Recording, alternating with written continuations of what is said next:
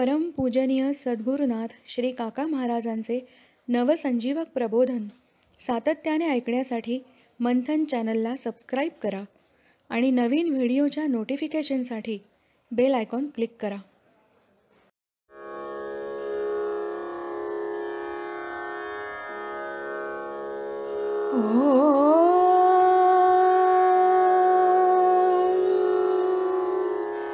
नमः शिवाय.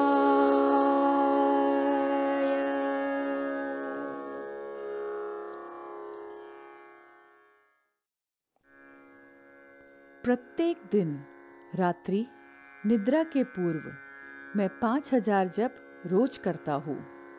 अभी तक 17-18 करोड़ बार जप हो चुका है. फिर भी यह कम है. मुझ में अभी भी अज्ञान है. मुझ में कुछ तो न्यून है और यह अज्ञान अंत तक रहे ऐसी मेरी इच्छा है. मुझ में अज्ञान रहेगा तो श्री सद्गुरु मुझे अपने समीप करेंगे, मुझे डांट फटकार लगाएंगे, गुस्सा करेंगे, कनपट्टी भी देंगे, प्यार दुलार करेंगे और मुझे अपने से नज़दीक करेंगे. अर्थात मेरे अज्ञानी होने के कारण मुझे मेरे श्री सद्गुरु संगम का लाभ निरंतर मिलता रहे. इस कारण मैं अंत तक अज्ञानी रहूं ऐसी मेरी इच्छा है. जब यह भावना श्री सद्गुरु की है तो फिर हम ज्यादा ज्ञानी बनके अपना कॉलर टाइट क्यों करें?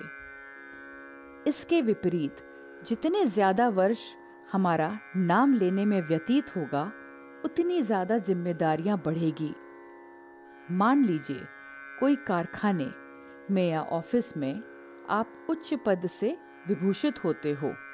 उसी के साथ साथ आपकी जिम्मेदारियां भी बढ़ जाती है, जिससे आपको बढ़ी हुई तनख्वाह, रहने के लिए घर, घोड़ा, गाड़ी, संपूर्ण ऐश्वर्य प्राप्त होता है. इसके एवज में आपके काम के प्रति जिम्मेदारियां भी धीरे धीरे करके काफी बढ़ जाती है. कंपनी का स्वीपर बगैर बताए मजे से 4 दिन की छुट्टी लेकर कहीं घूमने गया तो उसे कोई कारण नहीं पूछता, क्योंकि उसकी जगह 25 और काम करने के लिए तैयार है. लेकिन अगर आप 1 घंटा भी देर से पहुंचे तो कंपनी का पहिया थम जाता है, क्योंकि तुम्हारी जिम्मेदारियां बढ़ी हुई रहती है. तुम्हारा स्वास्थ्य बिगड़ा हो फिर भी तुम छुट्टी नहीं ले सकते, घर में आराम नहीं कर सकते. भले ही दवाई खाके क्यों न जाना पड़े, पर कंपनी में हाजिर रहना जरूरी होता है. तुम कह नहीं पाते कि स्वास्थ्य ठीक नहीं है, क्योंकि बताएगा कौन? मैं. और बताएगा किसको? मुझको ही. जितना जो बड़ा होता है उसकी जिम्मेदारियां उतनी बड़ी होती है. जो 6 वर्ष, 8 वर्ष, 10 वर्ष, 15 वर्ष से नाम स्मरण कर रहे हैं, उनके भाव में नाम स्मरण का अहम निर्माण होना किसी काम का नहीं. कबीर जितना ज्यादा दान देने लगे उतना वह झुकने लगे, अर्थात नम्र होने लगे. लेने वाला बोलता है, जब मैं इतना नहीं झुक रहा हूँ तो आप क्यों इतना झुक रहे हो, अर्थात नम्र हो रहे हो? दान दे दे के कबीर अपना अहम भूल के अति नम्र हो गए. इसके विपरीत माला जाप का एक एक मन का सरकाते सरकाते हमारी गर्दन गर्व से और ऊंची होने लगी, जो बिल्कुल भी उचित नहीं. यह मेरे शब्द नहीं है, ऐसा श्री सद्गुरु बताते हैं. लोग जब भी अपना माथा मेरे चरणों में रखते हैं, वह प्रत्येक दंडवत प्रणाम मैं अपने श्री सद्गुरु को अर्पित करता हूँ, क्योंकि मेरे चरण अज्ञानी है और उनके चरण कमल ज्ञानी है. ऐसी पूजा मैं रोज, लेकिन श्री सद्गुरु पूर्णिमा के दिन अवश्य करता हूँ. तुम्हें यह सब नहीं दिखता, तुम्हारा दंडवत प्रणाम को यहाँ से वहाँ रवाना होना. हर वर्ष श्री गणेश उत्सव के पर्व पर मैं 11 नारियल श्री गणेश को इनके यहाँ अर्पण करने जाता हूँ। सभी को लगता है कि मैं मेरे लिए संकल्प करता हूँ। मैं मेरे लिए संकल्प नहीं करता हूँ, बल्कि यह कहता हूँ कि आपके चरणों में जो भक्त शरण आवे उनका आप कल्याण करिए। कल्याण करी देवराया। देवराया यानी कौन? श्री सद्गुरु। मैं किसी की सिफारिश करूंगा नहीं कि इनका यह करा दो, वह करा दो। मैंने उन्हें कहना अनुचित है। श्री सद्गुरु को गर्दन ऊंची करके किसी की सिफारिश करना गलत है। श्री सद्गुरु ही सर्वे सर्वा है। कंपनी के साहब जो आपसे मात्र 2 पद ऊंचे हैं, आप उनसे गर्दन ऊंची करके वार्तालाप कर सकते हो क्या? नहीं, वह तो एक कंपनी का सामान्य अधिकारी है, पर यह तो दुनिया के स्वामी है। उन्हें कैसे किसी की सिफारिश के लिए निर्देशित कर सकते हो? ऐसा कहकर मैं खुद को हल्का साबित करूंगा नहीं। श्री सद्गुरु से कभी भी ऐसी प्रार्थना मत करना कि नाम स्मरण से मुझे ऐश्वर्य प्राप्त होवे। ऐसा कभी भी मत कहो। श्री सद्गुरु तुम्हें क्या देना चाहते हैं, तुम्हें क्या पता। कंपनी में आपके अधिकारी आपको निश्चित रूप से पदोन्नति देने वाले हैं, लेकिन आप उन्हें सिर्फ 200 रुपए का इंक्रीमेंट की मांग करते हो। तुम्हें फिर प्रमोशन की जगह सिर्फ 200 रुपए का ही इंक्रीमेंट मिलता है। ऐसा होने की भी संभावना है, इसलिए ऐसी हल्की मांग ना करो। धक्के खाके क्यों ना हो, हम सबका जीवन आज तक शुरू है।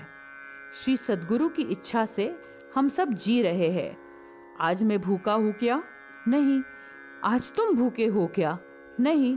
कितनी ही तकलीफें आई, कठिन प्रसंग आए, देना लेना हुआ, तुम्हारे पास कुछ नहीं था, नौकरी नहीं, यह नहीं, वह नहीं। आज तुम कैसे हो? 2 वक्त का निवाला है, नौकरी है, व्यवसाय कर रहे हो, 4 पैसे कमा रहे हो, जीवन जी रहे हो।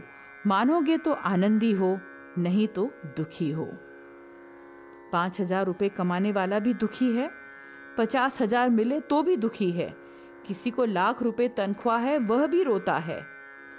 कहने का तात्पर्य यह है कि प्रत्येक व्यक्ति की सुख दुख की समझ भिन्न भिन्न है। फिर अपनी भिन्न भिन्न समझ श्री सद्गुरु के सामने क्यों प्रकट करनी? अपनी समझ श्री सद्गुरु पर क्यों लादते हो, जबकि श्री सद्गुरु की समझ श्रेष्ठ है? यह बात ध्यान में रखो। यही असली साधना है। गुरु पूर्णिमा निकट आ रही है। जिन्होंने नाम लिया है और जिन्हें नाम लेना है, वे सभी ध्यान से सुने कि श्री सद्गुरु से नाम लेने के पश्चात मैं उस नाम का उपयोग फलाने फलाने काम के लिए करूंगा, इस प्रकार की मांग करना नहीं। जो तुम जाप की माला के मनके को एक एक करके सरकाते हो, उस प्रत्येक मनके की आवाज़ श्री सद्गुरु को सुनाई देती है। और इसके साथ साथ कुछ संदर्भ में श्री सद्गुरु तुम्हें कुछ प्रसंगों से दस्तक भी देते हैं। मुझे दिखाना नहीं है कि मुझे क्या समझता है, मैं तो अज्ञानी हूँ, लेकिन तुम्हें एहसास दिलाने और तुम्हारी आंखें खोलने के लिए ऐसा करना पड़ता है। इसलिए ऐश्वर्य प्राप्ति के उद्देश्य से नाम जाप मत करो। स्वयं नाम जब तक ऊब ना जाए तब तक नाम जाप करो, लेकिन कैसे? प्रेम से। प्रेम से। गाड़ियों के पीछे लिखा रहता है ना, देखो मगर प्यार से। सभी ने हमारी ओर प्रेम भाव से देखना चाहिए, ऐसा प्रत्येक व्यक्ति को लगता है। कोई व्यक्ति नहीं चाहेगा उसे क्रोधित होकर देखे। कोई पति नहीं चाहेगा कि थक हार के घर आने पर पत्नी उसे क्रोध की नज़र से देखे। दिन भर के काम से पत्नी थकी हारी हो और पति गुस्सेल नज़र से उसे देखा, ऐसा चलेगा क्या? नहीं चलेगा। अर्थात श्री सद्गुरु के पास भी तुम प्रेम से मांगो। क्या मांगो? उनका सहवास। मैं अपने श्री सद्गुरु से प्रत्येक गुरु पूर्णिमा के दिन उनका अखंड सहवास मिले, यह मांगता हूँ। जय साई राम।